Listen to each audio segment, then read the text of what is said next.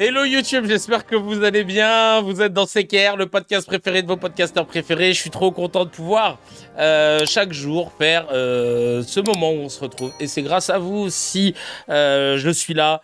Et désolé si j'ai l'impression d'être en nage ou d'avoir les yeux chargés. C'est que je viens de me taper une barre sur une vidéo concernant les Élois. Je peux pas dire plus. Allez voir la chaîne replay. Vous verrez l'épisode en entier. Mais waouh, là avec les cracks, on a... j'ai chaud de rire. Tu vois le délire? J'ai chaud de rire carrément. En tout cas, c'est trop cool de vous avoir. On a trop de la chance. Je suis trop content d'être avec vous. Et merci mille fois du soutien, que ce soit sur Tipeee, hein, comme Lucas, Franck, ou alors Mokhtar aussi. Merci pour la force. Si vous voulez mettre le petit boost aussi avec votre téléphone portable pour faire en sorte que les vidéos puissent tourner. D'ailleurs, si vous voulez me faire un kiff et que vous n'avez pas d'oseille mais que vous voulez soutenir, vous prenez les playlists CKR où il y a tous les épisodes qui s'enchaînent d'affilée. Vous mettez ça en 144p, comme ça prend pas de bande passante. C'est écologique. Vous coupez le son. Ça se mange des pubs, surtout si vous avez un abonnement premium, alors ça ralasse encore mieux. Et comme ça, au moins, vous avez fait votre bonne action, vous avez laissé le truc tourner, ça fait de l'oseille. Si chacun fait ça, vous êtes 200 à faire ça. Sachant qu'on est plus quand même à regarder CKR. Là, on est 1235 connectés entre YouTube et Twitch. S'il y en a 200 qui font ça, c'est bon, le FYM, le Fuck You Money, on l'a atteint. Et plus rien ne pourra nous arrêter. Inch'Allah. Il fait 50 degrés sur le chat. Ah ouais, non, franchement, ça faisait longtemps qu'on n'avait pas gaulerie comme ça. Les Élois, là, ils m'ont buté. Allez voir la vidéo en version longue. Alors, plusieurs choses. J'ai enfin fini mon dossier de VAE, de validation d'acquis d'expérience. Ça y est, et je dois l'imprimer et l'envoyer avant la fin de la semaine. Mais ça y est, je l'ai fini, donc je voulais m'applaudir, voilà. Merci. Vous m'avez suivi hein, entre Cannes, entre les tournages, entre les CKR, entre le stand-up le soir, etc. Monerville. Je me suis lancé dans l'idée de faire une validation d'acquis d'expérience pour faire un retour à la fac, bon, même si j'y suis jamais vraiment allé, afin de valider un master en infocommunication, parcours, culture, société, grosso modo en sociologie des médias, afin d'avoir un peu plus de background, ça veut rien dire de bagage, avoir un peu plus de références pour pouvoir vous abreuver d'une vraie science et pas seulement de retours empiriques concernant l'analyse des médias. Et mon souhait, ce serait de pouvoir réussir à valider ce Master 2 et de pouvoir enchaîner avec une école doctorale. J'ai déjà repéré un institut dans lequel j'aimerais pouvoir faire ça. Il y a une école doctorale à Assas, parce que moi je suis dépendant de l'université Panthéon à Assas, université bien de droite. Et donc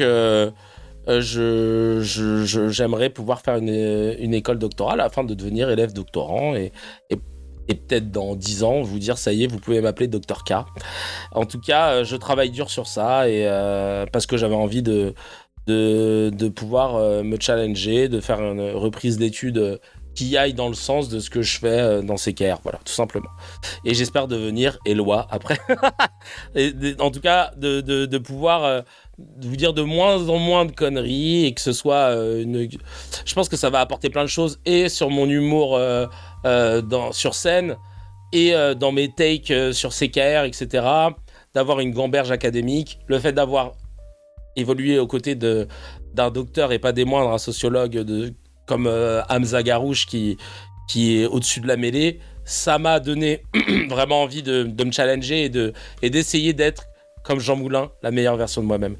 Je pense qu'on va faire... je suis en train de lire là, un article sur... dans Society sur Epstein, une longue enquête sur les dingueries de Jeffrey Epstein en France notamment. J'ai pas fini, c'est en 2 parties. Je pense que je vous ferai un débrief parce que légalement j'ai pas le droit de vous lire l'article parce que j'aurais pu faire ça. Moi au début, c'est ce que je voulais. Je voulais faire un scan où je vous lis l'article. J'ai pas le droit de faire ça, mais j'ai le droit de vous raconter ce qu'il y a dedans et citer l'article. Donc c'est ce que je vais faire, c'est pour ça. Quelle loi, Razi, ça sonne pas bien. Pour les lois CKR, bah oui, être sociologue avec docteur en sociologie ou sociologue pour les lois CKR, c'est bien. Histoire de porter avec encore plus de crédit, même si les diplômes ne font pas le crédit ou la personne, mais on est dans un système où malheureusement on regarde beaucoup ça et ça permettra de fermer quelques bouches. Alors, maintenant que le préambule a été fait, on va... Merci en tout cas pour tous vos messages, vous êtes adorables. Taille technique, lève le niveau de ton micro, il y a un gros décalage avec les cuts vidéo. Ah ouais, ok. Oui, moi je suis en train de le lever. Ouais. Alors attends. Alors je vais pas faire ça. Le mec, tu viens de me demander un truc, je vais pas faire ça. En revanche, je vais peut-être baisser l'entrée des vidéos, tu vois. Parce que si je le fais, moi je tape dans le rouge, là, je vais saturer à fond, donc là je commence à faire mon ingé. Ouais, là je suis cul camion, putain, les vidéos du mec là, Martin Nowitzki, je sais plus comment, là, qui imite les ingé sons. Oh, il me bute. Je suis toujours main console. Non mais tu comprends ce que je te dis? Ah bah ça arrive, hein. Non mais, avec ses mains là, comme ça. Non mais, tu comprends ce que je te dis? Oh là là, il me tue. Ouais, je suis sur... Ah ouais, vraiment, très... Il me tue. Donc là, voilà. Le Focus, là, c'est 200 balles. Tes pédales Wawa, tu l'achètes à combien? 800 balles. Non, mais la nouvelle génération, là, vous vivez avec la nostalgie. Non, mais une KT, là, c'est ta cathédrale. Et moi, je te fais ça, mais pour 80 balles, je t'en trouve. Tu comprends ce que je te dis? Il vient d'en sortir une nouvelle, ouais, je suis allé la regarder. Ça marche toujours autant, voilà. C'est joli, mais bon, ça fait pas tout. Non, mais je suis fan pour avoir... Je cherche le filtre Snapchat de ça pour faire des blagues à Gaël, parce qu'avec Gaël, c'est notre personnage du moment. Sur Snapchat, j'arrive pas à le trouver. J'ose pas demander à Martin, parce qu'il va croire que je veux le bypasser et que je vais commencer à faire des vidéos comme ça, le gros bâtard. Évidemment que je comptais pas faire ça. Moi, c'était pour faire des vannes avec Gaël. Et j'arrive pas à le trouver sur Snapchat. Si vous arrivez à le trouver... alors, attendez, je vais vous montrer la tête du gars. Et si vous me trouvez ce filtre Snap, bah snappez-moi un The Kevin Razi, tout simplement, en tout attaché. Parce que franchement, alors attends, cette tête-là, là, Martin Nowitzki. Hop, on va regarder la dernière vidéo. Comme ça, vous allez voir le truc. Et après, on a le filtre. Et après, on attaque avec un dossier moins gaulerie. Hein. C'est parti. Hop. Là, sur Fiche Technique. Oui, bonjour. Comment? Non, je te connais pas, mon gars. Non, je te connais pas. T'es qui? Sur plateau. Les Miss. Vous le connaissez, le gars? Qu'est-ce que tu veux, en fait? Mais tu fais pas partie de leur gars, toi. Mais qu'est-ce que tu viens me faire chier, alors? Mais tu vas peut-être croiser, mais je m'en fous. Non. Alors, je vais dire un truc. Tu t'approches pas. Tu gardes tes distances, mon pote. T'as picolé, hein? Ah non, mais ça s'entend et ça se voit d'ici, je te le dis, hein. Je les connais, les gars, comme toi. On est en prépa technique. C'est interdit au public. J'en ai rien à foutre. Donc fais gaffe, hein. T'approches pas de mon plateau et de mes installs, hein. Tu t'es perdu, mon grand. Tu comprends ce que je te dis? T'es en train de nous faire chier. C'est le filtre Georges Alain. J'en ai rencontré tellement des comme ça, putain. Tellement. Si vous saviez, quand t'es en tournée, dans tous les théâtres, franchement, attends. L'ingé son qui recadre. Ah ouais. Qui recadre le...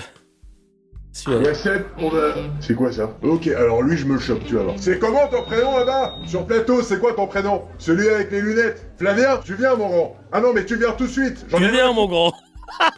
T'éteins ton ampli, tu sors plateau, tu viens me voir. Alors, on se connaît pas, hein? Moi c'est Lionel, je te sonorise ce soir. On s'est croisés. Oui, t'étais à la bourre. Ouais, tous tes potes étaient là, t'étais à la bourre. Je vais te dire un truc, je suis parti fumer 2 minutes. Mais c'est tellement ça. Déjà, toujours les post-clopes. Toujours la bière aussi. Et toujours, tu sais, ce truc... au début, tu dis, putain, il va me casser les couilles, mais en même temps, il est gentil, mais oh là. Il y a un verre sur console. Je pense que c'est le tien. Il y a un verre sur console. Tu sais, le fait d'enlever aussi d'enlever les déterminants de toujours dire, bah là, il y a un verre console. Là, moi, je suis main console. Non, mais là, je suis cul camion. Non, mais c'est tellement drôle. Non, parce que t'es venu avec un ginger beer et je t'ai vu près de ma console. Non, attends, laisse-moi finir. On va pas être potes, mon gars. Écoute-moi, je te sonorise ce soir, ok? On n'est pas obligé d'être amis. Cependant, je te respecte. Tu ne m'as déjà pas respecté, tu n'es pas venu à l'heure. Oui, c'était 14h, tu es venu à 14h05, 10. Alors là, il déteste ça. Ah oui, là, le 14h05, c'est pas... Ah non. Tu as préféré passer au bar, prendre ta ginger beer et être en retard. J'ai 10 milliards de groupes à faire passer, j'ai le groupe des nanas après, elles sont 8 sur scène, donc ça va être du taf. Premièrement, c'est une chose. Le groupe des nanas. Deuxièmement, tu me rajoutes une épiphone qui est pas sur fiche technique. Je suis bien sympa. Qui est pas sur fiche technique. Je vais te la chercher en plus. Elle était hors plateau, je vais te la chercher. Je suis protocolaire, je suis un vieux con, je te la prends pas. Et t'as pas de base ce soir, mon gars. Tu comprends ce que je te dis? Alors je vais l'enlever, tu vois, je l'enlève. Ma console, là, la Focus, elle vaut 3 fois tout le matos que t'as, mon grand. C'est 15 000 balles, ça, tu vois? Tu comprends ce que je te dis? Hein? Donc, moi je suis sympa. Ok? Tu vois, tout le monde me connaît ici. Et tout le monde dit, Lionel, il est sympa. Par contre, ça, ce genre de truc, mais là, mon grand, on va pas être copains du tout. Je m'en fiche qu'il soit vite, c'est le principe. Tu ne poses pas un verre console. Surtout sur la mienne. Tu comprends ce que je te dis? Bon, mais va sur plateau. Allez, va sur plateau, on va faire ta basse, là, tout de suite. Ludovic, c'est ça? Non, Flavien. Je suis désolé, mon grand. Mais c'est tombé sur toi. Je suis pas là pour faire la police, hein. On va dire un truc, mon grand. On est parti sur des mauvaises bases. Voilà. Le verre, c'est ok. Je dis ce que je pensais. Voilà. Ne le refais plus. Et on repart sur des bonnes bases. Est-ce que ça te dit? Est-ce que tu veux qu'on essaie de fonctionner comme ça? Ok? Bon. Et pensez à remplir cette putain de fiche technique, quoi. Oh putain. Putain. C'est tellement drôle. Trouvez-moi ce filtre, quoi. C'est incroyable. Tu comprends ce que je te dis? Avec ça... Ah ouais, vraiment, il me tue. C'est trop réel. Non, accurate as fuck. Tu peux pas faire un truc aussi accurate que ça. Je regarde le live en décalé sur YouTube. Je viens de tomber sur Éloi du Marché. Trompette basée pour la meilleure blague d'économiste de l'épisode. Ah ouais, non, vraiment. Ah ouais, putain. On dirait le mec qui tient un hôtel de montagne sur une caméra cachée de Grégory Guillotin. J'ai pas la ref. Je suis bénévole dans une salle, c'est littéralement le même mec, l'ingé son. Non, mais faut montrer à tous les ingé sons. Mais je veux ce filtre. Et les mecs, tu montes la vidéo au mec, il va dire non, mais je connais très. Non, mais j'en vois. Des gars comme ça, j'en vois tous les jours. Hein. Ludo, il est comme ça. Non, mais c'est vrai. Tu comprends ce que je te dis. T'es pareil. C'est une caricature, mais les mecs, t'es sûr qu'ils vont te dire que c'est pas eux.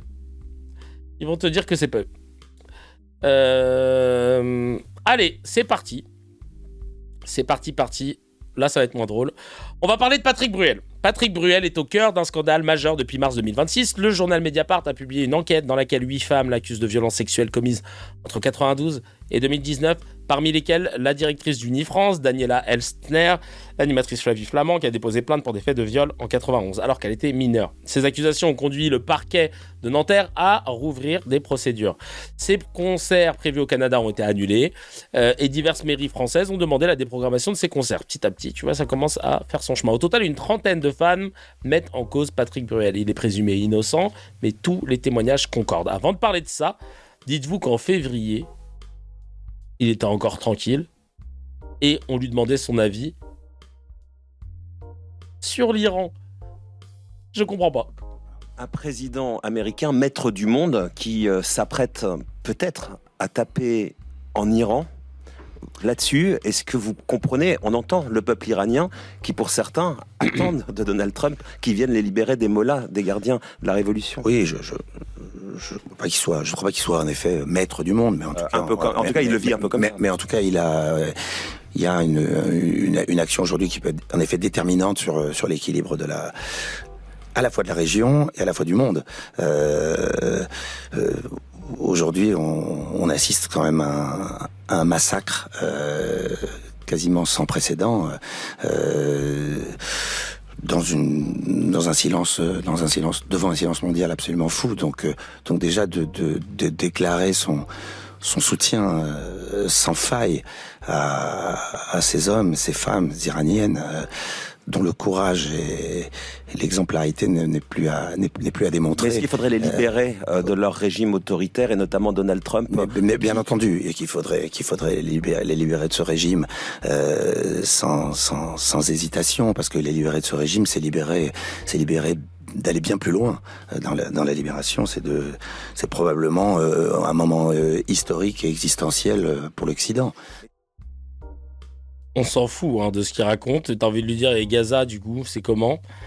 Mais voilà, à l'époque, on aimait bien l'entendre parler. Et puis, bien sûr, il n'est pas du tout basé dans son take, hein, comme vous pouvez le constater. Mais visiblement, voilà. Cet homme d'une grande probité a oublié tout simplement que le régime israélien massacrait les Palestiniens pour leur voler leurs terres, les affamait, les dépossédait, tout simplement, en Cisjordanie notamment. Bref, évidemment, voilà. Revenons maintenant à ce qu'il a fait pendant des années. Il est donc accusé d'agression sexuelle, de viol. Trigger warning, évidemment, ces mots vont beaucoup revenir pendant cet épisode. Et il est mis à mal de plus en plus, sachant qu'il est quand même très bien installé. Ça a été l'idole des jeunes pendant des décennies. C'est quelqu'un de très connecté, très puissant, très respecté dans le milieu, très respecté dans le milieu du poker. A été coactionnaire ou cofondateur ou coactionnaire de Winamax. Il a revendu ses parts à hauteur de plus de 80 millions d'euros. Le mec est pété de thunes. J'avais pas capté. Il y a une liste des lieux qu'il possède. Alors, à voir si elle est exhaustive ou si elle est réelle d'ailleurs. Ou pas fabulée, mais il a le Mimosa Rivera Cuisine à Paris, à Jeddah, le Café La Pérouse à Paris, à Jeddah, le Noto à Paris, Saint-Tropez, à Nice, à Marrakech, à Jeddah, l'Andia à Paris, à Marseille, le Casa Luisa, le Corail, le Balcon, le Victoria, le Bœuf sur le Toit, à Paris et à Marrakech, le Manco à Paris, Doha, Athènes et Jeddah, le Rural by Marc Vera à Megève, et en boîte de nuit, il a l'Arc, l'Alma Club, la Casa Amor à Saint-Tropez et à Dubaï, et le Chelona à Saint-Tropez. Il est en place. Voilà. Il est en place. Et donc, c'est très compliqué pour quelqu'un qui est en place parce que tu as des ramifications, tu as du réseautage de partout. Et ça, peu importe ta confession, ne tombons pas, j'anticipe et je préchote dans des clichés antisémites. Dès lors que tu as de l'argent, évidemment que tu as un cercle des contacts qui vont avec. Peu importe ta confession, ton origine ethnique. Et donc là, on voit Aurélie Casse qui met en difficulté l'avocat de Patrick Bruel dans cet avou. C'est du petit lait, on écoute. Je voulais revenir quand même sur la différence d'âge parce que je pense que ça interroge beaucoup les gens qui nous regardent. Elle a mis aussi une photo d'elle qui montre le visage qu'elle avait à 16 ans. C'était une jeune fille. Elle dit à 16 ans, on pense à aller à des booms, etc. On n'est pas une adulte. Est-ce que vous comprenez que ça puisse choquer qu'un homme de 31 ans ait une relation sexuelle avec une jeune fille de 16 ans? Je comprends parfaitement qu'on s'interroge. Je comprends parfaitement qu'on se pose la question de ce qui a pu se passer entre ces deux personnes. J'ai pas sur moi de photo de Patrick Bruel à 32 ans, qui faisait beaucoup moins que 32 ans. Vous pouvez beaucoup pas dire moins que 32 ans. Alors là, et c'est une cousine, elle est franco-mauricienne. Je suis très, très fier d'elle et de son réflexe. C'est quoi ce take dégueulasse de l'avocat, comme tu dis, mec Namazir? Vous vous rendez compte de ce qu'il vient de dire, là, le chacal? C'est scandaleux. Qu'est-ce que vous êtes en train de dire, là? Écoutez, il avait l'air d'avoir 25 ans. Mais peu importe. Mais je vous dis pas le contraire. C'était un adulte qui avait 31 ans. Vous me montrez des photos qui sont pas tout à fait celles qu'on peut aussi trouver. On était en pleine Bruelmania. Flavie Flamand en ce moment. Il est malade. Non mais et il faisait jeune. Donc oui, mais il avait 32 ans quand même. Ouais, mais il faisait jeune, donc je pense que non, il y a moyen que ça passe. Là n'était pas la. Elle avait 16 ans, Flavie Flamand, espèce d'abruti, va. Fils de prout, va. Un vrai fils de prout. Animatrice connue qu'elle est aujourd'hui. Pourquoi nier l'âge? Pourquoi dire il ne faisait pas son âge? Pourquoi ne pas parce que vous me parlez reconnaître vous me qu'il avait cet âge-là et qu'elle... Et c'est un viol. Voilà, aussi, je le dis en poste. Je reconnais parfaitement. C'est très difficile. C'est très difficile de vous dire qu'il n'avait pas 31 ans s'il avait 31 ans. Ce que je vous dis simplement, c'est que lui aussi avait un visage à 31 ans qui était un visage plus jeune que celui. Et donc ça justifierait quoi? Ça justifie rien du tout. Vous me montrez une photo de Flavie Flamand à côté d'un cheval, petite fille. Je vous dis, je peux vous montrer des photos de Patrick Bruel à 31 ans qui fait aussi lui très jeune. Bah on s'en fout en fait que tu nous les montres, espèce d'abruti, va. Bah, je peux vous montrer des photos de Flavie Flamand avec un cheval. Je peux vous montrer des photos de Patrick Bruel quand il joue du poker. C'est quoi le rapport? Non, mais vous me montrez... Mais c'est toi, c'est quoi le rapport? Tu me montres Flavie Flamand avec un cheval. Genre... Et ça te choque pas. Tu sais, il est à deux doigts de lui dire ça. Ça va, on vous dérange pas les photos avec les chevaux, ça va? Non mais oh, de quoi je me mêle? On comprend plus, monsieur là. C'est quoi votre take? Il y a pas de take. Je dis n'importe quoi et j'essaie de voir si ça passe. Et je sais que l'émission, quoi qu'il arrive, elle finit dans 10 minutes et qu'il y a la page de pub juste avant. Donc vraiment, je vais dire n'importe quoi pour aller jusqu'à la page de pub, les gars. Je n'ai pas le choix parce que je n'ai pas d'argument, ok? Et on en parle. L'émission, c'est à vous. Il y a écrit un C. Il y a écrit à vous. Et vous dites c'est à vous. Non, mais vous me parlez de Patrick Bruel qui a violé des mineurs. Moi, je dis c'est à vous l'émission chelou, hein. Enfin, il faut se poser les questions, les gars. Hein. Comment c'est écrit, hein. Ouais, mode Chiappa activé, de ouf. Ah ouais, commentaire de texte. Je te jure, il s'est dit, vas-y, tu sais quoi, on va tenter le tout pour le tout, là. Vraiment, il est où le thé? Ouais, bah, c'est ça. J'ai des photos où il a l'air gentil, je te jure. Bruel a 31 ans, il savait pas qu'il avait 31 ans. Bah, de ouf. Bruel, pour vous dire, c'est un enfant star. Il avait pas de carte d'identité parce que c'était son manager qui l'avait sur lui. Il ne connaissait pas son âge. Oh, c'est pas vrai. C'est pas le mode Chiappa, mais plutôt le mode je sais pas, ouais. Embrouille de prof de philo. Ben oui, 31 ou 25, ça reste un viol. Abruti. Je répète, le cheval avait quel âge? Quel âge avait ce cheval avant? Parce que vous me montrez des chevaux. Allez, Bruel est né le 29 février. Putain, il serait capable. Hein. Il serait capable. Il serait grave capable. Ensuite, là, c'est la position de Emmanuel Anison, grande reporter à l'Obs face à Aurélie Casse, toujours. On écoute. Aïe, aïe, aïe, je sens que ça va être dur. Hein. Innocent et on a entendu tout à l'heure la défense de ses avocats. Là, c'est dans l'air, là. J'attrape cette question au vol, celle de Jonathan dans le Rhône. Je trouve très dangereux de transformer cela en tribunal populaire. Laissons faire la justice. En gros, est-ce qu'on a raison de faire cette émission? Le truc, c'est que si on attend que la justice fasse quelque chose, il ne se passe rien. Et en fait, il faut, on l'a compris hein, depuis qu'on travaille sur ces questions, que c'est avec l'impulsion médiatique, c'est parce que on a enquêté sur Hamilton, c'est parce qu'on a enquêté sur Depardieu, c'est parce qu'on enquête sur Bruel, et c'est parce qu'on en parle que le parquet ouvre des enquêtes et que la justice se met en route. Et puis, il y a un temps de la justice et il y a un temps humain. C'est aussi toute la question, c'est que la justice, avant qu'elle ne se mette en route, et avant que quelque chose se passe et qu'un procès arrive, il y a des années. Et puis, il y a aussi, c'est 84% des plaintes pour violences sexuelles qui sont classées sans suite. Donc, les victimes le savent. Hein. Elles savent que la justice, passer par justice, ça va être très compliqué. C'est un truc de ouf. Merci, madame. Alors, c'est clair. Ah, purée de pomme de terre, attends. Merci, Mediapart, de faire le taf du procureur, je te jure. Non, mais c'est ouf, hein. C'est ouf. En fait, c'est tout le problème. On aimerait bien ne pas avoir à shamer les gens, et les hommes, en vrai, hein, je dis les gens, à shamer les hommes à chaque accusation de VSS, mais cela ne pourra arriver. Le côté genre, on respecte la présomption d'innocence, il faut arrêter de shamer machin, là, on le fera le jour où on changera les stats. Le jour où on ne sera pas à 1% de personnes, d'hommes condamnés pour viol parmi les plaintes qui sont allées au bout.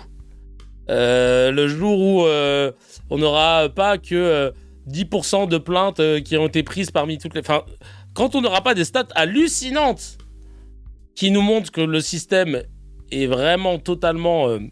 pas du tout fait pour protéger les victimes, mais totalement pour protéger les agresseurs. Là, oui, on pourra jouer les gens tranquilles. Ah non, faut rien dire, on laisse la justice faire son travail. Mais comme la justice ne fait pas son travail, on est censé quoi? On est censé attendre, là? Non, attendez, normalement, dans 25 ans, elle va faire son travail bien comme il faut, donc taisez-vous en attendant. Bah non! Même si ça fait chier, même si c'est pas constitutionnel, même si c'est pas légal ou autre, de jeter le discrédit sur quelqu'un, en fonction de sa présomption de culpabilité et pas d'innocence, eh ben on n'a pas le choix. C'est la seule arme qui est en possession de toutes les femmes qui sont victimes de VSS. Et donc, en tant qu'homme, on se tait, c'est tout. On se tait. Parce que nous, on bénéficie déjà du fait que le système, il va plutôt aller dans notre sens. Les carrières brisées, machin, il n'y a pas, Chacal, il n'y a pas. Je te le dis, il n'y a pas... En tout cas, moi, dans mon milieu, je n'ai pas vu de gens qui se sont fait briser par des témoignages qui étaient fallacieux. Non, il n'y a pas. Donc à un moment, tu te tais. C'est comme ça. Tant qu'on n'a pas changé ce système, et ça va mettre du temps, ces méthodes-là, c'est le minimum qu'on puisse se manger. Hein. C'est le minimum. Parce que dans d'autres situations, tu préférais même qu'on casse des genoux à la batte de baseball. Abel Boyi, qui compare l'affaire Bruel à Dieudo. Et Sartek, le collier de barbe. Il a fait un collier de barbe. Le collier de barbe, il a poussé en 24 heures. Je suppute qu'il est passé... Je te jure que là, maintenant que je vous ai dit ça, vous n'allez même pas écouter ce qu'il va dire.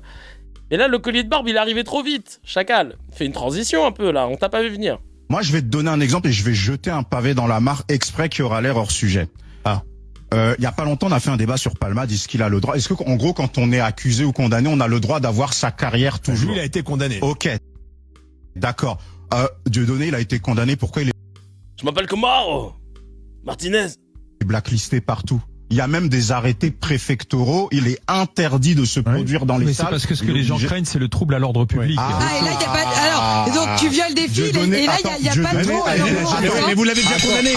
En fait, Abel et Laurent, pourquoi il y a des arrêtés municipaux et des arrêtés préfectoraux? C'est le trouble à l'ordre public. Il a même présenté des excuses publiques. C'est bizarre. Alors, je veux dire, nous fais pas ce procès, parce que je crois qu'on a été la dernière émission de radio à recevoir. Sincèrement, je suis pas forcément pour l'interdiction des spectacles de Dieudonné. Non, mais je t'explique. Non, mais je vois pas pourquoi tu me donnes des exemples. J'ai jamais dit qu'il fallait interdire les policiers dans un spectacle comme le rappelle Alain que hier soir. Voilà. Comme rappelle Alain, on a été sans doute les derniers à le recevoir. Ce qui craignent, c'est ce que les municipalités, et les préfectures craignent en cas de spectacle, c'est qu'il y ait des affrontements. Le risque de... Ce qu'ils veulent, c'est que de troubles à l'ordre public. Condamné pour incitation à la haine raciale, il est bloqué. C'est la différence. Il y en a d'autres, notamment dans la politique, qui ont été condamnés aussi pour incitation à la haine raciale. Ils ont accès à tous les plateaux télé. Donc moi, si on fait le débat, que ce soit pour Patrick Bruel ou autre, faut qu'on soit équitable avec tout le monde. Tu mélanges tout, Abel. Non. Tu parles des gens qui sont d'accord avec Abel. Tu parles des gens qui sont condamnés et ceux qui ne sont pas. Oui, Mourad Boudjelal, il défend Bruel parce qu'il le connaît et tout. Il avait un take bizarre. Non, c'est la lettre et l'esprit de la lettre. Mais Dieudonné, il est condamné à vie. On est en vie, on l'a condamné. Il s'est un peu condamné lui-même. La lettre et l'esprit de la lettre. Dieudonné, il aurait dû arrêter. Pour Patrick Bruel, ok, on respecte la présomption d'innocence, mais qu'on ne crache pas sur 30 femmes. Et il y en a plus qui vont parler encore. Mais personne ne crache sur elle. Personne. C'est ce qu'elles prennent dans la gueule en ce moment. Mais non, personne. Oui, après, l'exemple de Dieudonné, il était un peu tiré par les cheveux. Mais, effectivement, il y a... un truc d'habit. Moi, je pense que le meilleur exemple, ce serait plutôt de prendre quelqu'un qui a été dans la sauce pour le même type d'affaires et tu remplaces Patrick par Tariq. Et là, l'exemple est tiré par le collier de barbe. Et là, ouais. Là, tu vois que il n'a pas été traité par les médias du tout de la même manière. Tariq Bruel. Ou par Éloi. Non, mais... Pour le coup, c'est des faits de VSS. Et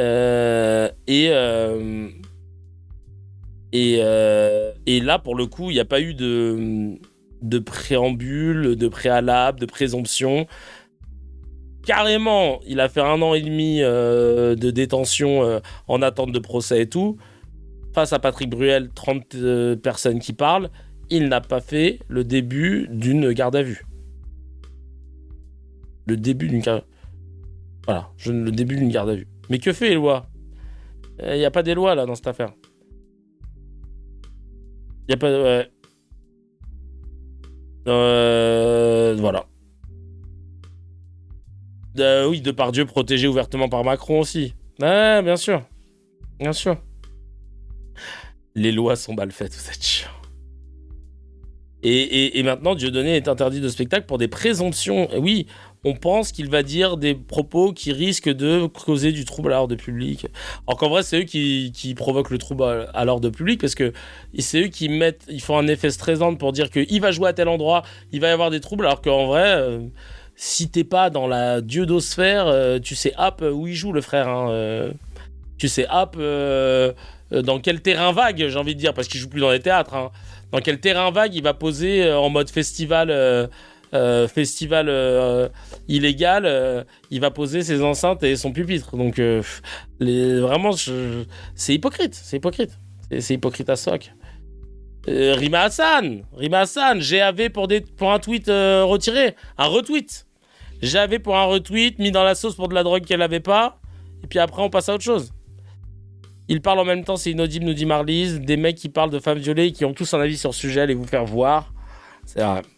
Sangoku qui dit le cas de Dieudonné, c'est une dinguerie. À l'époque où il était encore à la main d'or, les mecs préparaient un trouble à l'ordre public. Et ensuite, ces mêmes mecs veulent faire interdire ces spectacles pour trouble à l'ordre public. Ça choque personne.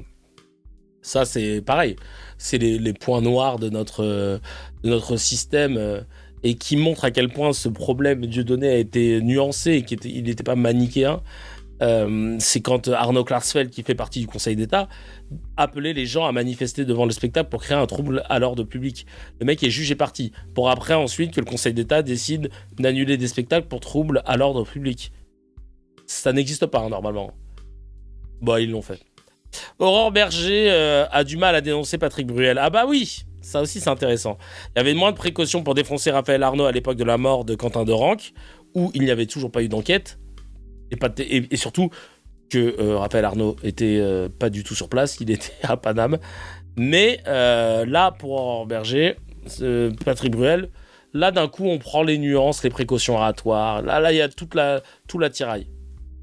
Aurore Berger, vous êtes aussi la ministre de l'égalité entre les hommes et les femmes. Le chanteur et comédien Patrick Bruel est accusé par plusieurs femmes d'agression sexuelle et de viol. Plusieurs plaintes ont été déposées en France et en Belgique. Il nie en bloc les faits qui lui sont reprochés et il continue à jouer sa pièce de théâtre tous les soirs à Paris. Est-ce que c'est normal ? Moi, je dis deux choses, et je le dis pas parce que c'est Patrick Bruel, je le dis sur tous les cas qui sont comme ça déférés devant la justice. La première des choses, c'est de respecter la parole des victimes.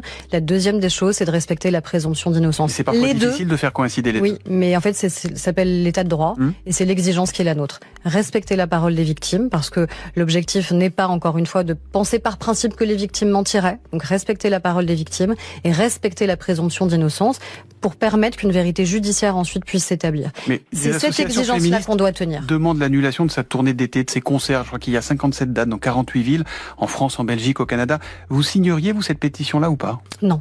Il doit continuer à chanter ? C'est pas il doit, c'est son libre choix, celui de ses producteurs, celui des Français qui viendront ou qui ne viendront pas. Encore une fois, il y a des plaintes qui ont été déposées. Ouais. Je redis qu'il faut respecter la parole des victimes. Il faut aussi respecter la présomption d'innocence. Il n'a pas été condamné. Oh, Berger. S'il vous plaît, les cracks. Sortez-moi des affaires, des vidéos similaires où elle parle de gens qui n'étaient pas de l'équipe qu'elle avait envie de défendre. Voir comment elle en parlait, parce que ça me sidère de voir cette langue de bois concernant Patrick Bruel, quoi. L'état de droit, nous dit le J de la station thermale, elle a peur de rien, elle qui, avec la gouvernance Macron, n'a fait que le mettre à mal. Vraiment, ça a gerbé. Ça a gerbé, Aurore. Leïla qui dit on n'en peut plus de cette mytho, je peux t'assurer que quand c'est un musulman qui est victime, tu ne vas absolument pas l'entendre, et si un musulman est accusé, là tu l'entends. Pour elle, il est déjà coupable. Ça ne passe plus, Aurore, là, jamais du bon côté celle-là. Elle n'a jamais été à la hauteur de son poste initial pour défendre les femmes, surtout dans les dossiers de VSS. Elle est véritablement à gerber. Quelle honte, nous dit Chris, voilà. Les gens sont pas contents. Bref. Elle a soutenu, nous dit Vice, le génocide des Palestiniens, alors peu importe la souffrance des victimes d'agressions sexuelles. C'est vrai aussi. Regarde ce qu'elle disait sur Depardieu. Ah ouais, sur Depardieu, elle faisait la langue des lois. Vous me tuez avec les lois. Elle avait la langue des lois. Allez, on continue. Avec l'avocat de Patrick Bruel, qui se demande pourquoi Flavie Flament porte plainte 35 ans après. peut-être parce que la société a heureusement un peu changé et que ma génération croit les victimes, contrairement à la tienne, espèce de fils de prout. Vraiment un fils de flatulence, quoi. La flatulerie n'est jamais finie. 35 ans avant de déposer plainte, 35 ans au cours desquels Patrick Bruel a été invité à de multiples reprises dans les émissions animées par Flavie Flament. Ils sont partis, se sont retrouvés en vacances ensemble. On comprend absolument pas pour quelles raisons aujourd'hui elle déciderait de déposer plainte pour des faits qui ne se sont pas passés, que Patrick Bruel conteste formellement. Oui, ils se connaissent, oui, ils ont probablement eu une relation, mais rien d'imposé, certainement pas de drogue. Ce qui est intéressant, c'est que votre client dit se souvenir d'une relation épisodique avec Flavie Flament dans les années 90. C'est quoi une relation épisodique avec une adolescente de 16 ans ? Alors, adolescente de 16 ans ou 17 ans, elle l'est peut-être en 91, à partir de 92, elle a 18 ans. Donc on n'est plus une adolescente à 18 ans. Il est écœurant. Il est écœurant. Alors vraiment, l'homme dans toute sa toxicité là, tu vois, je sais pourquoi elle a pas fait ci, mais parce que voilà, elle veut prendre son buzz et machin. Quel buzz. Qu'est-ce qui est chambé là? Qu'est-ce qui est génial à faire ce qu'elle a fait là? Purée de pommes de terre, il nous dégoûte. Ces vieux gars là. Oh là là là là. T'inquiète. Hop, je note en même temps cette information. C'est good pour moi. Je serai le 25 juin à l'Eden Comedy, qui est un plateau de mon pote Nathanaël Kolodjan, voilà, je vous le dis, qui joue avec moi dans Passeport, enfin, on joue le même rôle, et qui joue dans Monerville aussi, la comédie musicale. Et il organise un plateau qui s'appelle l'Eden Comedy à l'Appart La Villette, dans le 19e arrondissement. Là, on avait tourné, tout le monde le sait. Et donc, ce sera le jeudi 25 à 20h, je pense, hein, 19 ou 20h. Donc, si vous voulez réserver vos places, vous pouvez, voilà. Ou déjà le noter. Je sais pas si on peut encore le réserver, mais en tout cas, voilà. N'hésitez pas. J'enchaîne avec... Dans l'affaire Patrick Bruel, qu'est-ce qu'elle en pense, Barbara Lefebvre ? Elle estime que la justice, elle a d'autres choses à faire que de s'occuper de ces accusations de violence de près de 30 ans. Autant vous dire que je constate à quel point la justice, elle devrait avoir autre chose à faire que de s'occuper d'un certain nombre d'histoires. Toujours dans la haine, celle-là. Mais elle va crever à 50 piges, c'est pas possible. Enfin, elle les a peut-être déjà, mais je veux dire, son sang, il doit être noirci, c'est pas possible. Et que peut-être que si cette dame sait que d'un point de vue judiciaire elle obtiendra pas grand-chose, c'est dommage d'encombrer la justice et plutôt de s'occuper, au contraire, de faire participer tout ça dans le débat public. Voilà, peut-être que si elle craint, en revanche, si elle le fait, d'être accusée de diffamation. Joël, veut répondre. Je trouve que la justice, c'est pour obtenir réparation. Alors réparation sur plein de niveaux, mais aussi une réparation intime. C'est important. C'est avec la justice. C'est ce qui, oui, parce que c'est ce qui fait qu'on va pas se venger nous-mêmes. Parce qu'on est très blessé, donc non, je suis désolée si elle a besoin de passer par la justice, notamment parce que si c'est vrai, si c'est avéré, c'est un crime condamnable par la justice. Si donc c'est prescrit, tu fais comment un truc de 97 ? Elle verra bien. Pas jugé si c'est voilà. prescrit. Donc l'anathème est tombé sur, parce qu'excuse-moi, t'es accusé de viol, ça reste toujours ce genre d'accusation. Donc et même si, oui, on n'aura jamais pu le prouver, c'est prescrit, etc. Oui, maintenant il a ça sur le front, violeur. Voilà. Oh le pauvre. Oh le pauvre. Et c'est vrai comme en plus il y a 30 personnes qui ont ouvert la bouche là, mais c'est 30 mythos quoi qui lancent l'anathème quoi. Putain, le pauvre Patrick Bruel. C'est dingue. Hein. On vous oubliera pas. Hein. De toute façon, tu les vois, les gens en général, les gens qui étaient pro-génocidaires, ils défendent souvent aussi les personnes indéfendables. Hein. Vous allez voir, il y a la Cuenta, elle se fait très facilement. C'est Julia, c'est le nom que nous lui avons donné. Elle est journaliste culturelle, diplômée de musicologie, de sciences politiques. Elle a un gros projet d'encyclopédie culturelle sur la musique afro-américaine. Elle rencontre le chanteur au détour d'un dîner, affirme-t-elle. Et plus tard, il veut l'aider. Il est très intéressé par ce projet. Il affirme vouloir l'aider. Il se retrouve par hasard à Monaco, selon ce qu'elle raconte, dans la rue. Il l'invite dans le lobby de son hôtel pour parler de ce projet. Et là, elle affirme qu'il prétexte s'être blessé au tennis pour la faire monter dans la chambre. chambre. Elle affirme ensuite que, alors qu'elle se baissait pour l'aider avec le genou qui le faisait souffrir, il lui aurait sauté dessus. Et elle affirme avoir senti ses mains partout sur son corps et avoir dû lutter physiquement pour s'enfuir. Elle est encore aujourd'hui très meurtrie par ce qui lui est arrivé. Elle est vraiment en colère et donc elle a déposé plainte. Et 2 autres femmes employées à l'époque d'un label, rapport des violences sexuelles subies dans des loges ou dans des chambres, avec ce témoignage qu'elle vous livre. On en riait tous à l'époque, nous dit une ancienne salariée de ce label. Il avait cette réputation de tombeur et puis c'était inenvisageable de se le mettre à dos. Donc à ce moment-là, elle ne parle pas. Non, elles en parlent entre elles en fait. Elles en ont parlé même à des gens dans leur entourage, des gens que nous avons nous-mêmes interviewés pour recouper leurs témoignages. Mais effectivement, elles subissent des agressions, disent-elles, graves. Selon leur récit, c'est quand même des tentatives de les déboutonner les corsages, des baisers forcés, etc. Et donc elles affirment en avoir parlé au bureau. Tout le monde en riait, c'était assez banalisé selon elle. Elle raconte que c'était un sujet connu mais pas traité au sein du label et qu'effectivement Patrick Bruel était alors une star comme il est toujours lui, mais encore plus, faut imaginer vraiment la vache à lait du groupe, de ce groupe qu'elle a appelé Bruel Music Group même. Ouais. Donc effectivement, quand on est une salariée de ce label, qu'allait dire Là, la réponse des avocats est toujours la même pour ces témoignages-là. Bien sûr, lui, vraiment, ni toute contrainte. Ni toute contrainte. Au total, combien de femmes ont témoigné contre Patrick Bruel ? Alors si on additionne en fait ces masseuses qui ont parlé en 2019, les 8 femmes qui témoignent dans Mediapart, il y a aussi 2 femmes belges, donc 2 femmes en Belgique dont une qui a porté plainte qui témoigne, et puis nous avons rencontré 4 femmes, on est autour de 19 aujourd'hui femmes qui ont témoigné de violences sexuelles contre le chanteur avec un certain nombre de plaintes désormais qui sont en cours. Oui. C'est un truc de ouf. C'est un truc de fou malade, vraiment ça me débecte. Vraiment, ça me débecte. Ça me débecte, c'est... qu'est-ce que tu veux que je te dise de plus ? Il faut pas le lâcher, marquage à la culotte. Marquage à la culotte, pressing offensif, Tajoao Neves, prime. Il est en son prime. On voit que ça a bougé grâce à la plainte de Flavie Flament, parce qu'elle avait un poids. Heureusement qu'elle l'a fait, et ça c'est là. Qui accusait Patrick Bruel de violences sexuelles et sexistes. Elle était l'une des 15, de manière anonyme comme j'ai dit tout à l'heure, sous le prénom d'Eva.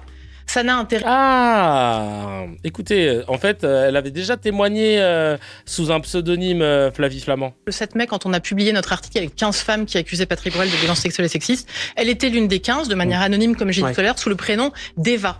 Ça n'a intéressé personne. Elle dénonçait, on l'a dit, des faits très graves, un crime, le viol, son sentiment d'avoir été droguée, elle était mineure. Je n'ai pas eu un coup de fil d'un média français. Le 7 mai, quand on a publié notre article avec 15 femmes qui accusaient Patrick Bruel de violences sexuelles et sexistes, elle était l'une des 15, de manière anonyme comme j'ai dit tout à l'heure, sous le prénom d'Eva. Ça n'a intéressé personne. Elle dénonçait, on l'a dit, des faits très graves, un crime, le viol, son sentiment d'avoir été droguée, elle était mineure. Je n'ai pas eu un coup de fil d'un média français. Le 7 mai, quand on a... C'est un truc de ouf. Donc oui, pour répondre à Barbara Lefebvre directement, heureusement que Flavie Flament a porté plainte en son nom des visages découverts, parce que sinon, ça allait pas qu'à là. Ça allait pas qu'à là. Il y avait déjà des plaintes en 97, personne ne qu'à là, il était trop puissant. Ouais, franchement, voilà, c'est... On est 1400 connectés. Voilà, je voulais juste vous le dire, je crois que c'est notre prime. Voilà, je voulais vous remercier. Une petite trompette basée. Mais c'est hallucinant. Franchement, je ne sais pas quoi dire, mais si ce n'est de vous montrer un peu, c'est comment, à quel point ils sont ignobles, à quel point ils sont là à essayer de se cacher, de se... Il me dégoûte. Vraiment, il me dégoûte. Bref. On enchaîne ? Allez, on enchaîne parce que c'est énervant. Allez, c'est parti. On enchaîne avec quoi d'autre ? Hop. L'avocat de Daniela Elsner. Donc ça, c'est la personne qui travaille chez Unifrance, la directrice. Unifrance, c'est une espèce de société cinématographique qui a pour but de promouvoir le cinéma français à l'international, grosso modo. Elle Elle dit qu'elle n'a pas mis 30 ans à parler, elle a mis 30 minutes, mais on ne l'a pas écoutée. Ça, c'est intéressant. Que Daniela Elsner dénonce remonte à 1997 à Acapulco, en marge du festival du film français. Elle avait 26 ans, elle était assistante à l'époque. Et voici ce qu'elle dit à Mediapart. Le jour du départ, je m'occupais de récupérer la centaine de valises des artistes sur le parking qui était vide, car tout le monde déjeunait. Patrick Bruel arrive derrière moi sans que je le voie et me pousse dans sa voiture. En quelques secondes, je me suis retrouvée dans la voiture, porte fermée, avec un homme qui me sautait dessus, m'embrassait de force, me déshabillait, me touchait la poitrine et le reste du corps. Elle dit qu'elle est dans un état de sidération. Elle décrit aussi le chauffeur mexicain qui voit tout mais qui ne fait rien. Patrick Bruel lui aurait dit grosso modo « Mais tu es qui ? Personne ne te croira, tu n'es rien, tu sais qui je suis, moi ». Elle déclare que cette phrase l'a marquée autant que l'agression. Oui, exactement, vous l'avez dit, elle décrit 2 moments différents et donc 2 faits et 2 infractions pénales pour revenir au sujet juridique. Une agression sexuelle, une tentative de viol et effectivement ce qu'elle va dire, parce que vous l'avez sûrement lu, mais la première démarche de Daniela, ce n'était pas de déposer plainte. C'était ce qu'on pouvait entendre aujourd'hui comme une justice réparatrice, même si on ne l'appelait pas comme ça en 2019. Et donc effectivement, parce que cette phrase-là, et elle le dit, il y a eu le geste, mais il y a eu aussi la négation du geste. Alors, par M. Bruel, mais également par d'autres personnes. Et donc effectivement, il y a cette agression et puis la négation de ce qu'est une agression et de la compréhension qu'il en avait et de dire en réalité, c'était tout à fait normal d'agir de la sorte. Ça, c'est la première étape et c'est vrai qu'ensuite, elle ne sait pas comment elle va passer de la voiture à la chambre de Patrick Bruel. Elle accuse de tentative de viol. Elle dit « Si je n'étais pas sortie de la chambre, j'aurais été violée. Très clairement, l'intention y était. » Elle est persuadée qu'elle a échappé à un viol. C'est pour ça que nous sommes sur une tentative et non pas une agression. Elle considère, et c'est le sens de son récit, et c'est en tout cas sur ces propos-là et sur ces infractions-là que l'enquête préliminaire est ouverte.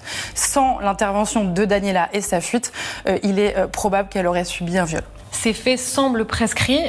Pourquoi tient-elle à témoigner 30 ans plus tard ? Elle a dit une phrase très importante, Daniela, que je me permets de reprendre dans sa voix le lundi dernier lors de son audition. Elle a dit « Je n'ai pas mis 30 ans à parler, j'ai mis 30 minutes, mais on ne m'a pas écouté ». Elle a en fait raconté cette agression tout de suite après avoir subi cela. Sauf qu'à cette époque, on n'écoutait pas les femmes et encore moins les jeunes stagiaires de 27 ans contre la superstar Patrick Bruel. Et puis, il y a eu en 2019, ce que je vous disais, elle est venue me voir une première fois, elle était secrétaire générale d'Unifrance et les sujets MeToo devenaient centraux dans le débat public. On se souvient de l'affaire Weinstein aux États-Unis, d'Adèle Haenel qui a pris fortement la parole en France. Et donc, elle venait au nom de son association Unifrance, donc qui promeut le cinéma à l'international, voir comment on pouvait trouver une solution entre la présomption d'innocence d'un côté, pour ne pas venir la bafouer, ne pas substituer à la justice, et d'un autre côté, accueillir la parole et lui donner un point d'atterrissage. Et donc, Daniela, pour elle, c'était aujourd'hui la seule solution, puisque au moment où elle a souhaité que les choses se passent différemment, personne ne l'a entendue. Elle a décidé de prendre la parole pour elle, évidemment. Elle me l'a dit avec beaucoup d'émotion à l'époque et elle me l'a redit quand on s'est revus, pour sa fille. Et aussi, et d'ailleurs, c'est le sens que prend le dossier aujourd'hui, on n'aurait pas pu imaginer il y a 2 mois qu'il prendrait cette envergure, mais ce qu'elle disait, c'est « J'ai la possibilité, je suis une femme aujourd'hui accomplie, forte dans mon travail, je suis une voix qui porte » et la preuve, c'est qu'elle a ouvert le chemin et que d'autres l'empruntent aujourd'hui. Oui.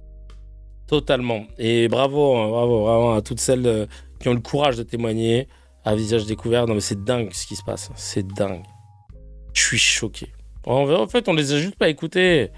Arrêtez de dire ouais, ça se réveille que maintenant. Non, bah non. La victime présumée, Karine, attachée. Tiens, même en Belgique, ça en parle.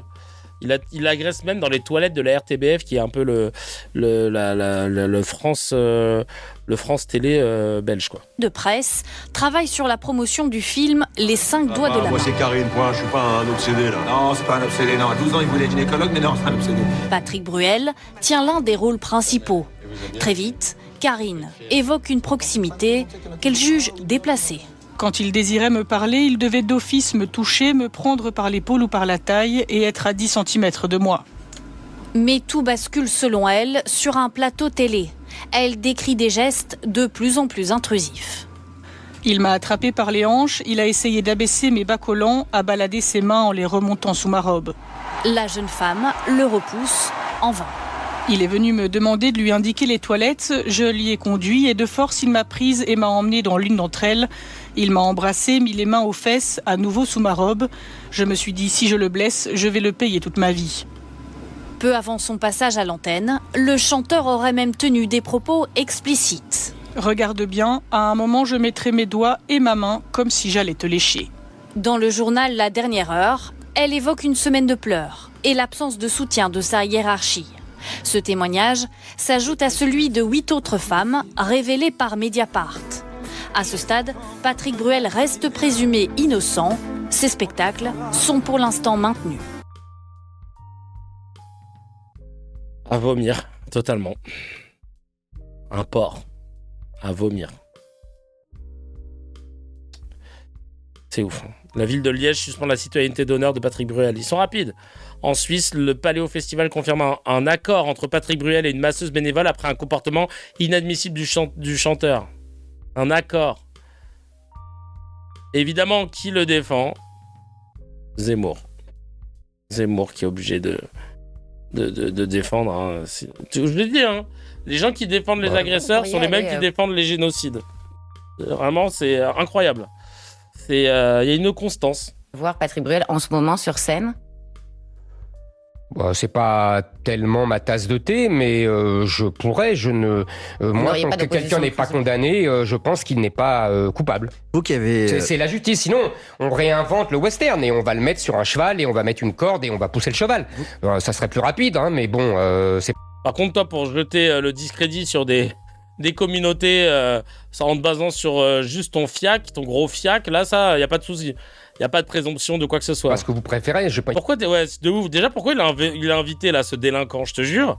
Je ne comprends pas déjà. J'imagine. Vous, dont les écrits ont parfois été jugés misogynes par certaines femmes, quand vous écrivez les femmes ont une forme d'intelligence. Zemmour, même quand il est condamné, il se dit non coupable. Mais oui, c'est vrai, il avait dit, moi je pense que mes condamnations, c'est une preuve que la liberté d'expression en France, mais vas-y, ferme-la, toi là. Fils de flatulence, va. Fils de flat. Différente de celle des hommes, les grands génies sont des hommes, l'homme est un prédateur sexuel, un conquérant, le pouvoir s'évapore dès qu'elles arrivent. Est-ce que vous pensez que toutes ces femmes qui ont témoigné contre Patrick Bruel ont menti ? Non, D'abord, je n'ai jamais été misogyne, ça c'est une bêtise qu'on colporte contre moi. Je me suis battu, et avec plutôt une prescience, contre l'indifférenciation sexuelle, et on voit aujourd'hui ce que ça a donné. Donc je maintiens tout ce que j'ai écrit, et pas des bouts de phrases qu'on prend comme ça, mais peu importe. Maintenant, ces femmes, est-ce qu'elles ont menti ou est-ce qu'elles n'ont pas menti ? Ah oui, ces condamnations, ils les considèrent comme des médailles, c'est vrai. J'en sais rien. Vous savez, les femmes peuvent mentir, les femmes peuvent dire la vérité, les hommes peuvent mentir, les hommes peuvent dire la vérité. Si vous disiez les femmes disent toujours la vérité et les hommes disent toujours la vérité, ce serait aussi bête que de dire elles mentent toujours et les hommes mentent toujours. Tout ça est imbécile. Encore une fois, il y a des procédures. Vraiment, mais quel paix foireux qu'il est, celui-là. C'est un paix foireux, vraiment un vieux paix foireux. Bref, qui continue encore. Alain Finkielkraut appelle les intellectuels, les journalistes, les responsables politiques à se taire sur la trentaine de témoignages publics d'agressions sexuelles et de viols visant Patrick Bruel. Évidemment. Taisez-vous. Taisez-vous. Je voudrais nous inviter tous, intellectuels, journalistes, politiques, à nous taire. C'est ça. Parce qu'il y a un temps judiciaire. Voilà. Putain, le mec, il a une teuté. On dirait que, tu sais, on a baissé le contraste sur sa teuté. On dirait qu'on le regarde en noir et blanc, carrément. Voilà. C'est-à-dire, des plaintes ont été déposées. Il est vraiment sans filtre. Il y a un filtre tout sauf sur sa log. À la justice, il revient maintenant de faire son travail. Ça prendra le temps qu'il faudra. Mais ce qui me fait très peur, c'est de voir le tribunal populaire, par médias interposés, préempter... Il est désaturé, c'est vraiment ça. Et remplacer le tribunal judiciaire. C'est déjà arrivé... Des vies ont été brisées, c'est une terrible régression. Et surtout quand on voit des animateurs, après des débats ou après des reportages, nous rappeler la bouche en cœur que Patrick Bruel est présumé innocent. Il a été piétiné, il a été accablé pendant une demi-heure, mais il est présumé innocent. S'il est présumé innocent, la ferme. Moi, je n'ai pas d'avis. Je ne peux pas. Il me dégoûte. qui se place en plus dans les intellectuels. T'as envie de dire, frérot, on dit que t'es philosophe. À partir de là, en fait, on est en France. Hein. Donc on sait que ça n'a aucune valeur. On sait juste que t'es un bourgeois qui est dans le... Attends, je vais te sortir le blaze. Qui fait de l'ultra-crépidarianisme. L'ultra-crépidarianisme. C'est quoi l'ultra-crépidarianisme? Vous voulez savoir? Je vais vous le donner la définition parce que je l'ai cherché il n'y a pas longtemps. En fait, c'est quelqu'un, un ultra-crépidarianiste, c'est grâce à vous que j'ai découvert ce mot hier. C'est quelqu'un qui donne des avis, des opinions ou des conseils sur des sujets qui dépassent largement sa compétence, sans en avoir conscience, ou pire, avec pleine assurance. C'est 80% des personnalités qui sont invitées sur les plateaux télé de chaînes d'infos. Vraiment. Les ultra-crépidarianistes. Et en fait, ça vient d'où ce long terme? Ultra, ça veut dire au-delà en latin. Crépida, ça veut dire sandale. Ça vient du latin crépida, sandale. Et il fait référence à une anecdote qui est très célèbre.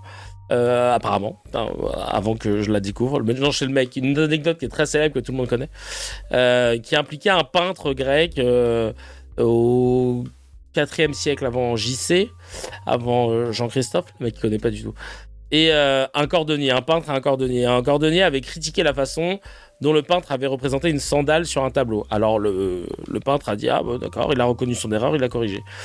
Et là, se sentant galvanisé, le cordonnier a commencé alors à critiquer d'autres éléments du tableau.